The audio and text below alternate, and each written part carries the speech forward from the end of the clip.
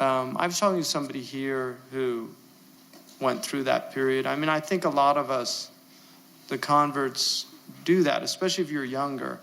I mean, they said about Marmaduke Pickthall, Gandhi met him, and Gandhi really liked him. But Gandhi said about him, he was that rare individual that could convert to another religion without becoming a complete fanatic. And I just thought that was such a...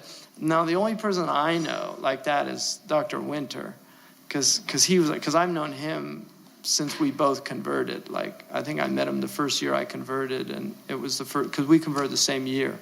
And he was always just so level-headed, and like, whereas, you know, I was completely insane. So I think it's just it's a process. And the best thing that you can try to help people with, on the one hand, you don't want to dampen zeal, because that zeal is a beautiful thing. And on the other hand, you don't want the zeal to turn into zealotry, because that can be very dangerous. And people like Padillo, I mean, Ibrahim Padillo, people like that, you know, it's very unfortunate. These people come into Islam, and it's an opportunity to really grow spiritually and intellectually, and then they get into the wrong group, and they can really, somebody I know met him in Jordan, and he was just had some really extreme views about things. So I think it's important to give people good literature, balanced literature. Also, the most dangerous thing in Islam is a kind of,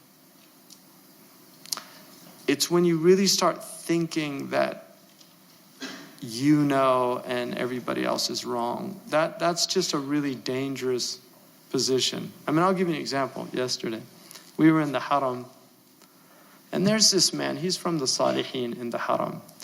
And normally when I come in, he's got like a radar. And he's like the first person I'll always meet when I come to Medina. And this has been going on for years. And it's very strange for me, because he literally just zooms right in. So anyway, yesterday I haven't seen him since I got here. It's been like several days. And I said to Shaykh Abdullah al-Qadi, I said, SubhanAllah, you know, Mustafa, his radar must be getting weak. And he said, why? And I said, well, I've been here several days and I haven't seen him. He said, watch out. Wallahi, wallahi, thumma wallahi. And who was there with me? Fawzan was there. It wasn't like 2 minutes, he came up. And I just said, astaghfirullah, it's my radar, it's getting weak. It's not his radar. Ana tahamtu nafsi, yani, wallahi.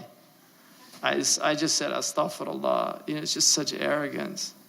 You know, really, it was just total arrogance from my part. You know, and then he left. He gave us dua. Just all he ever does, make dua, you know, and then he left. And Shaykh Abdullah Qadi said, Ahlullah, yakhifun, you know, people of God, they scare you, you know. You know. So it wasn't him, it was me. And that's a danger, you know, because that's the nafs. That's exactly what nafs does. You're the special one. No, you're not the special one. You know, they're the special one. They're just honoring you. So it's, you know, that you have to fight that in yourself until you die. It's an ongoing battle with the ego. You know, because the ego is, you know, inna nafsa ammaratun bisu. Ego is just, it's always compelling you to evil.